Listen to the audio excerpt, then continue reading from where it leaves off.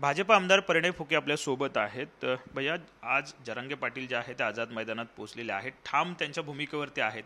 ज्या पद्धतीने पोलिसांनी एकच दिवसाची परवानगी दिलेली आहे, परंतु त्यांचं म्हणणं आहे की आम्ही आरक्षण घेतल्याशिवाय या ठिकाणावरून जाणार नाही. नेमकं तुमचं काय म्हणणं? बघा, काल हायकोर्टाने या संदर्भातले गाईडलाईन्स स्पष्ट केलेले आहे. किती दिवस आंदोलन करू शकतात, कसं आंदोलन करू शकतात, किती लोकांचं सगळं रिस्ट्रिक्शन केलेलं आहे. आणि मला असं वाटतं की या गणेश उत्सवाच्या दरम्यान मुंबईकरांना आणि मुंबईला वेठीस धरण्याचं काम जरांगे पाटलांनी नाही केलं पाहिजे. त्यांना एक दिवसाची परवानगी मिळाली आहे. त्यांनी आपले जे रास्त मागण्या आहेत, ज्या त्यांनी संविधानिक मागण्या आहेत, त्या त्यांनी या माध्यमातून मांडले पाहिजे. सरकार निश्चितच त्याचा विचार करणार. सरकार कुठेतरी दिशाभूल करत आहे असंही त्यांचं म्हणणं आहे. ज्या पद्धतीने ते त्या मागण्या करत आहेत त्या मागण्या मागच्या काळात सुद्धा पूर्ण झालेल्या नाही आहेत. सरकार दिशाभूल करते, कारण मागच्या सरकारमध्ये जे आश्वासन दिलं गेलं होतं ते पाळलं गेलं नाही, म्हणून आम्हाला आझाद मैदानात पुन्हा यावं लागलं असं त्यांचं म्हणणं आहे. बघा, असं आहे, सरकार कोणतीही दिशाभूल करत नाही. सरकार संविधानाच्या चौकटीच्या बाहेर कोणताही निर्णय घेऊ शकत नाही, कोणताही कायदा तयार करू शकत नाही.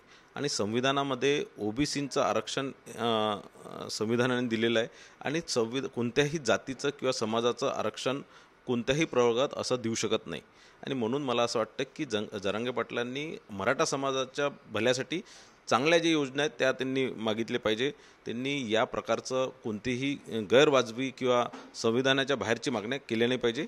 दुसरं, ते ज्या प्रकारे फडणवीस साहेबांना टार्गेट करतात आहे, पण मराठा समाजाला माहिती आहे, मराठा समाजाच्या युवकांना माहिती आहे की ज्या प्रकारे 2014 ते 19मध्ये मराठा समाजाला आरक्षण देण्यासाठी सगळ्या ज्या कायद्यांमध्ये तरतूद करण्याचं काम माननीय फडणवीस साहेबांनी केलं. 2018मध्ये मराठा समाजाला आरक्षणसुद्धा त्यावेळेस फडणवीस साहेबांनी दिलं. त्यानंतर 2019मध्ये ते हायकोर्टात टिकवलंसुद्धा आपण. पण त्यानंतर 2019 नंतर 20मध्ये माननीय उद्धव ठाकरे साहेबांच्या नेतृत्वात महाविकास आघाडीचं सरकार आलं. अनेक लोक सुप्रीम कोर्टात गेले. सुप्रीम कोर्टात ती केस म्हणजे कुठेतरी महाविकास आघाडी सरकारच्या हलगर्जीपणामुळे ती टिकली नाही. तर हा सगळा दोष यांनी फडणवीस साहेबांना देण्याच्या जागी त्यांनी उद्धव ठाकरे आणि महाविकास आघाडी सरकारला दिला पाहिजे.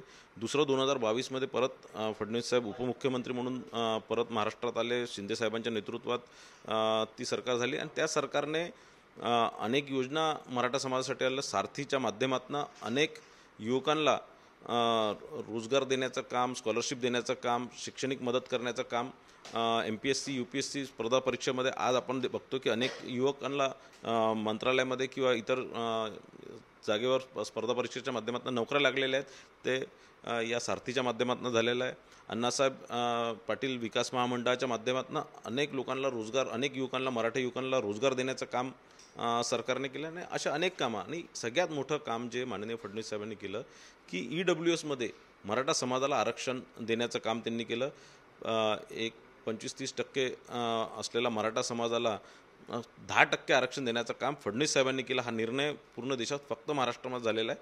ही आंदोलनकर्त्यांनी लक्षात ठेवलं पाहिजे. ज्या पद्धतीनं मराठा आरक्षणाबाबत हा मुद्दा पुन्हा उचलून धरला आहे जरांगे पाटील, तर ओबीसी समाज सुद्धा आता आक्रमक झालेला आहे की कुठेही सरसकट सामील जे आहेत ओबीसीमध्ये करू नका. ओबीसी समाज सुद्धा आता रस्त्यावर उतरण्याचा इशारा देतो. त्यामुळे पुन्हा एकदा दोन समाजामधला तेढ जो आहे तो वाढताना दिसतो.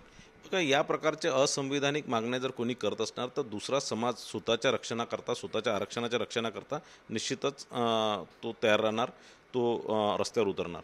मला असं वाटतं की आता ओबीसी समाजाची भूमिका फक्त सरकारच्या निर्णयावर आणि जरांगे पाटलांच्या आंदोलनावर एक बघण्याची आहे, लक्ष ठेवण्याची आहे. आणि म्हणून नागपुरात एक साखळी उपोषण सुरू करण्यात आलेलं आहे, फक्त लक्ष वेधण्याकरता. कुठेही कोणी आक्रमक नाही आणि कोणी मराठा समाजाच्या आरक्षणाच्या विरोधात नाही. ओबीसी समाज फक्त हे आहे की तुम्ही ओबीसीमध्ये मराठा समाजाला ओबीसी प्रवर्गात आरक्षण देऊ नये, बस हा ओबीसी समाजाचा आहे. उद्या चालून जर कोणी काही भूमिका बदलली किंवा कुठे आणखीन तीव्र झालं तर ओबीसी समाजही रस्त्यावर उतरणार. ज्या पद्धतीने या सगळ्या उपोषणाला जे आहे ते उद्धव ठाकरे असतील किंवा शरद पवारांच्या पक्षाने सुद्धा पाठिंबा दिलेला पाहायला मिळतोय, याकडे कसं बघताय? बघा, या माध्यमातून माझं शरद पवार साहेब असतील, उद्धव ठाकरे साहेब असतील किंवा काँग्रेस पक्ष असणार, या तिन्ही पक्षांना आव्हान आहे की त्यांनी त्यांची भूमिका स्पष्ट करावी. समर्थन देणं म्हणजे काय? त्यांनी त्यांची भूमिका स्पष्ट करावी की ते मराठा समाजाला ओबीसी प्रवर्गात आरक्षण देण्यासाठी ते तयार आहेत का, त्यांची मागणी ही आहे का. त्यांनी आपली भूमिका स्पष्ट करावी आणि मगच जरांगे पाटलांच्या आंदोलनाला समर्थन द्यावं.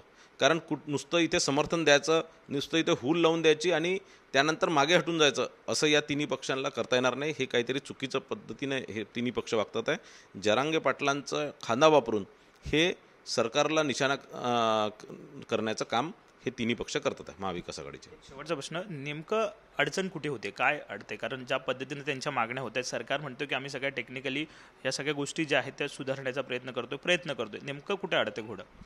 नेमकं अडतं हे संविधानाच्या चौकटीमुळे. संविधानाच्या बाहेर कुणाला आरक्षण देता येत नाही. संविधानाने फिक्स गाईडलाईन्स केलेल्या आहे. ओबीसीचा प्रवर्ग, अनुसूचित जातीचा प्रवर्ग, अनुसूचित जमातीचा प्रवर्ग हा वेगळं त्या सगळ्यांना आरक्षण दिलेलं आहे. यामध्ये स्पेसिफिक नोटिफाईड जाती, सगळ्या कोणत्या जाती ओबीसीमध्ये येणार, कोणत्या जाती अनुसूचित जातीमध्ये येणार, कोणत्या अनुसूचित जमातीमध्ये येणार हे संविधानाच्या माध्यमातून फिक्स करण्यात आलेलं आहे. मराठा कुठेही आर्थिक निकषावर कोणतंही आरक्षण देता येत नाही. ते त्या जातीला त्यांच्या शैक्षणिक, राजकीय आणि सगळ्या आर्थिक मागासलेल्यापणामुळे आरक्षण मिळतं. आणि कुठेतरी नुसतं आंदोलन करून किंवा नुसतं सरकारला प्रेशर टाकून किंवा काहीतरी असं या प्रकार सरकारला वेटीस धरून कोणतंही आरक्षण मिळू शकत नाही. आणि त्या समाजाला न्याय देण्याचं काम सरकार करत आहे आणि त्यासाठीच प्रयत्न सरकार करत आहे. पण ओबीसीमध्ये त्या मराठा समाजाला आरक्षण देऊ शकणार नाही. धन्यवाद. साहजिकच परिणय फुके आपल्या सोबत होते. त्यांनी भाजपच्या वतीनं आपली भूमिका जी आहे ती मांडलेली पाहायला मिळते. कॅमेरामन रोहन पवारसह विनायक डावरुम, TV9 मराठी, मुंबई.